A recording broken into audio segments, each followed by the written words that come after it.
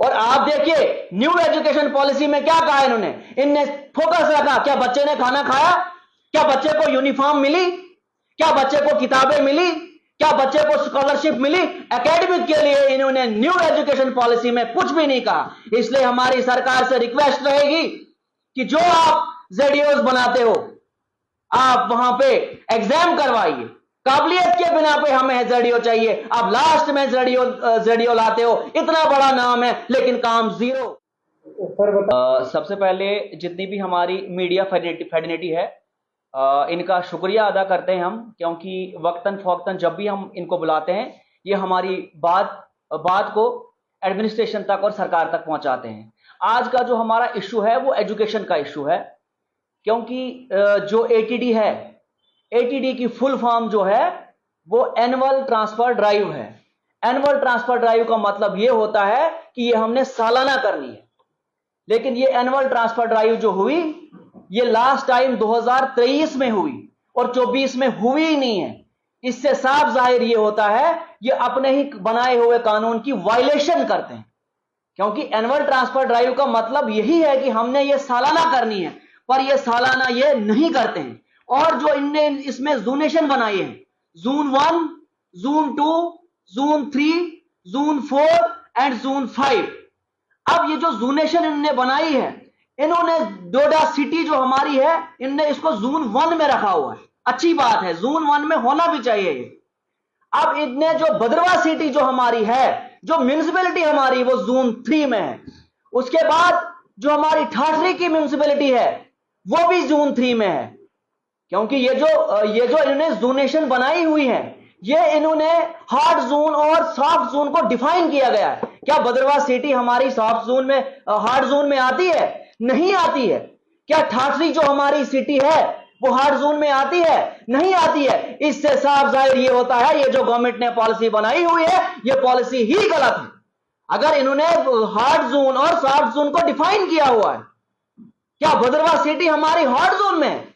इसलिए मेरी सरकार से रिक्वेस्ट रहेगी कि आप यूनिफॉर्म ट्रांसफर पॉलिसी लेके आए, क्योंकि एटीडी से हमने ये देखा जब 2023 में ये एनुअल ट्रांसफर ड्राइव हुई हमारी भरत हायर सेकेंडरी जो है वो खाली हो गई, क्योंकि हम जो एटीडी को जो हम स्टडी कर रहे हैं इससे गांव से शहर की तरफ स्टाफ चलता है, पर लेकिन हमें वो पॉलिसी चाहिए जो सिटी से गांव की तरफ जाए। आप देखिए कि इन्होंने आरटीज की ट्रांसफर ही नहीं रखी। भाई आप किसी घड़े में पानी रखते हो, जब सालों साल आप घड़े में पानी रखते हो, फिर जब उस पानी को हम देखते हैं क्या लगता है, उस पानी में जंग लग जाता है, उस पानी से हमको बदबू आ जाती है। इसलिए आपको आरटीज के लिए ट्रांसफर पॉलिसी लानी चाहिए, क्योंकि 10-10 साल से 15-15 साल से वो वहां पे ड्यूटी कर रहे हैं। और आपने क्या किया है, ए ग्रेड और बी ग्रेड। ए ग्रेड में आपने जनरल लाइन वालों को रखा है और बी ग्रेड में आपने आरटीज वालों को रखा है। हम चाहते हैं कि यूनिफॉर्म ट्रांसफर पॉलिसी आए जो 2 साल के लिए आए, और जब जो भी आप हमारे जो हार्ड जोन है जो भी टीचर वहां हैं आप उनको एक्स्ट्रा सैलरी दीजिए ना, वो खुशी खुशी से जाएंगे। आप देखिए कि यहां पे अगर एजुकेशन का निजाम हमारा डिफंक्ट हुआ, इसके 5 रीजन है। सबसे बड़ा रीजन जो है वो न्यू एजुकेशन पॉलिसी है। उसके बाद जो है इसमें फेवरेटिज्म चलता है और इसमें करप्शन चलती है। उसके बाद इसमें नेपोटिज्म चलता है।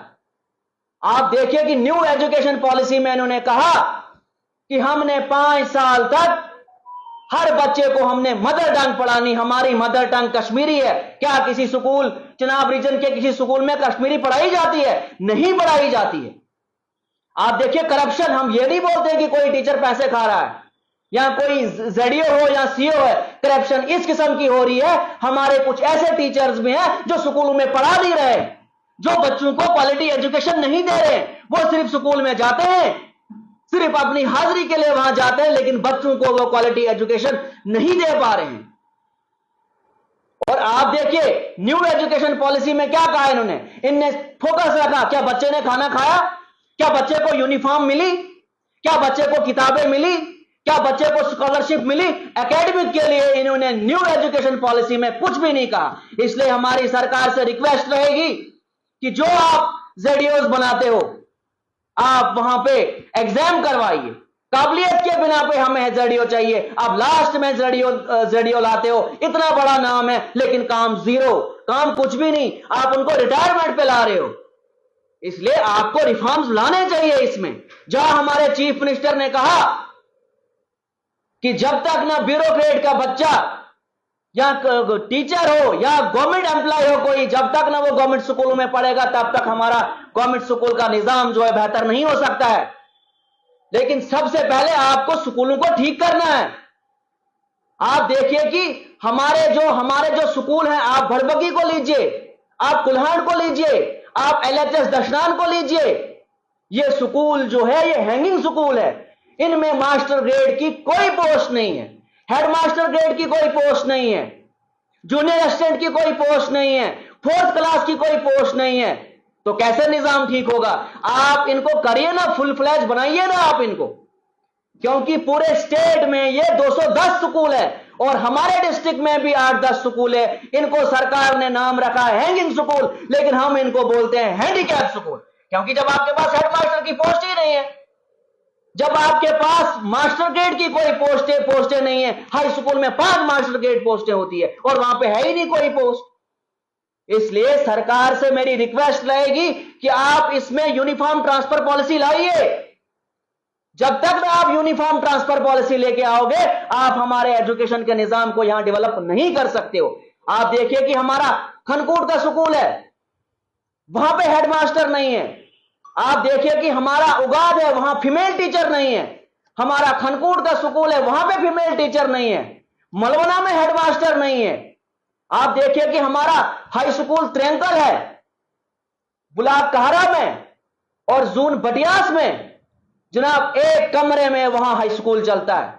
तो कैसे निजाम बेहतर होगा? अगर वहां पे कॉन्ट्रैक्टर ने काम किया, जो बिल्डिंग वहां बन रही थी, अगर कॉन्ट्रैक्टर ने वहां पे काम किया, बाद में जो लैंड ओनर था उसने उसको ताला लगा दिया हुआ, क्या सरकार की रिस्पांसिबिलिटी नहीं बनती है उस लैंड ओनर से बात करे जाके?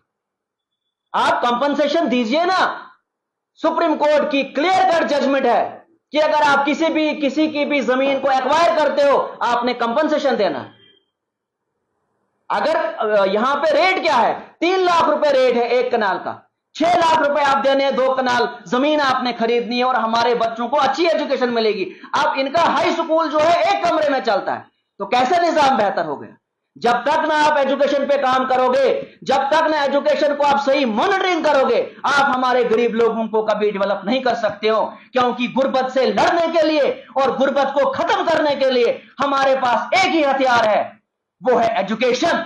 जब तक ना आप एजुकेशन पे काम करोगे, आप हमारे गरीब लोगों को कभी भी डेवलप नहीं कर सकते हो। आप देखिए कि अगर आपने पीएससी को लेक्चरर्स की पोस्टें रेफर की, आप क्यों नहीं एग्जाम करवा रहे हो? आपको एग्जाम करवाना चाहिए और आपको इमीडिएट रिक्रूटमेंट का प्रोसेस स्टार्ट करना चाहिए। अगर आपके पास मैन पावर की कमी है, आप क्यों नहीं रिक्रूटमेंट कर रहे हो?